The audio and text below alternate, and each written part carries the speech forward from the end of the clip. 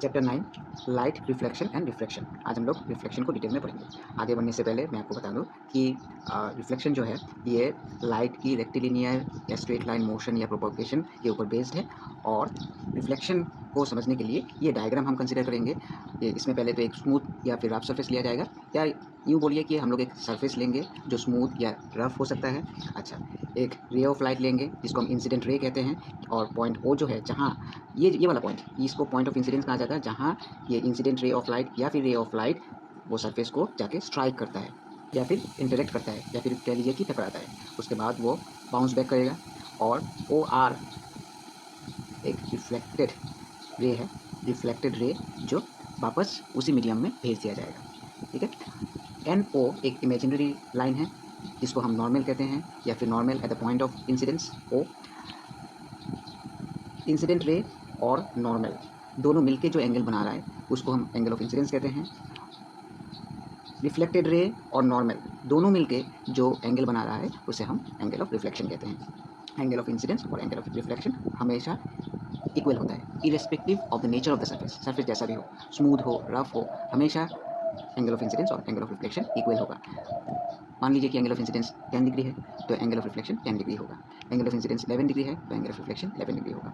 आई अगर 15 डिग्री है तो आर 15 डिग्री होगा। आई अगर 30 डिग्री है तो आर 30 डिग्री होगा, एंड सो ऑन। इसका मतलब ये हुआ कि आई अगर 0 डिग्री हुआ तो आर भी 0 डिग्री होगा। उसके लिए डायग्राम आप सोच सकते हैं। कोई भी एक सरफेस ले लीजिए, स्मूथ या रफ, कोई फ़र्क नहीं पड़ता। ये हो गया आपका नॉर्मल, ये है, ये मान के चलिए पॉइंट ऑफ इंसिडेंस है। ठीक है।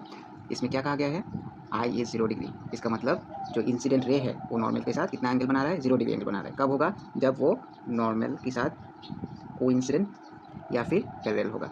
ठीक है। अच्छा, यही होगा एंगल ऑफ इंसिडेंस। तो अगर एंगल ऑफ इंसिडेंस 0 डिग्री है या फिर इंसिडेंट रे का जो पाथ है ये है, अलोंग द नॉर्मल है, तो रिफ्लेक्टेड रे का पाथ क्या होगा, वो भी अलोंग द नॉर्मल ही होगा। तो ये होगा रे डायग्राम या फिर डायग्राम जब एंगल ऑफ इंसिडेंस और एंगल ऑफ आर दोनों ही 0 डिग्री होंगे। ठीक है। उसके बाद हम लोग देखेंगे टाइप्स ऑफ रिफ्लेक्शन, कितने टाइप के रिफ्लेक्शंस होते हैं। अच्छा, वो सरफेस के ऊपर आधारित है या बेस्ड है।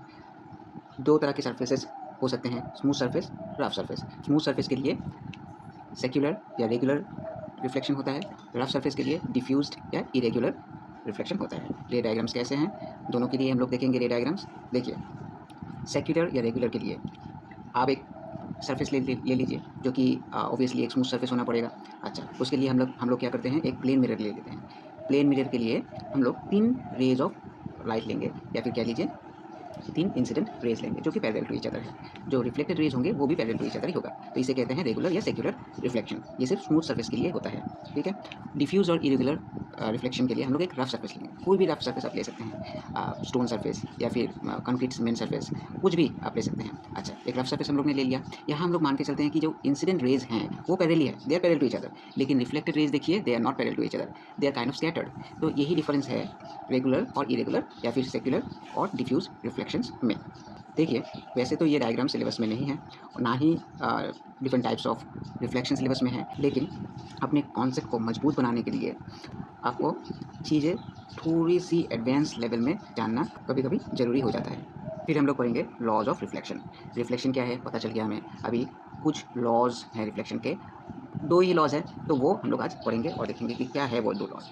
पहला जो लॉ है, angle of incidence is always equal to angle of reflection irrespective of the nature of the surface. वो स्मूथ सरफेस हो सकता है, रफ सरफेस हो सकता है, लेकिन angle of incidence is always equal to angle of reflection, वो हमने पहले ही देखा है। तो यहाँ फिर से रे डायग्राम ले लीजिए। इसमें देखिए हम लोगों ने एक सरफेस लिया है, ये है इंसिडेंट रे, ये है रिफ्लेक्टेड रे, ये है नॉर्मल, ये एंगल ऑफ इंसिडेंस, ये angle of reflection. So angle of incidence is always equal to angle of reflection, पहला लॉ हो गया। Come to the next one. Second law जो है वो कहता है कि इंसिडेंट रे मतलब I O, normal to the point of incidence मतलब N O, to the point of incidence मतलब at the point O, and O R. फिर से मैं बता रहा हूँ, आई ओ, एन ओ और O R, they all lie in the same plane. अगर ये पेपर को आप एक प्लेन सरफेस मान के चलते हैं, तब ये तीनों जो है incident ray, normal at the point of incidence और रिफ्लेक्टेड रे, तीनों ही एक ही प्लेन में लाई करेंगे। इंसिडेंट रे और ये है रिफ्लेक्टेड रे। ठीक है। तो तीनों ही ये जो पेपर है पेपर के ऊपर ही लाई करेंगे। ऐसा नहीं है कि इंसिडेंट रे पेपर के ऊपर लाई करेंगे तो रिफ्लेक्टेड रे पेपर से बाहर निकल के आएंगे या फिर नॉर्मल पेपर से बाहर होगा, ऐसा बिल्कुल भी नहीं है। तीनों ही पेपर के ऊपर ही लाई करेंगे अगर पेपर को आप एक पर्टिकुलर प्लेन मान के चलते हैं। तो ये हो गया सेकंड लॉ। इसी के साथ हमारा वीडियो खत्म होता है। वीडियो अच्छा लगा तो लाइक और शेयर जरूर कीजिए।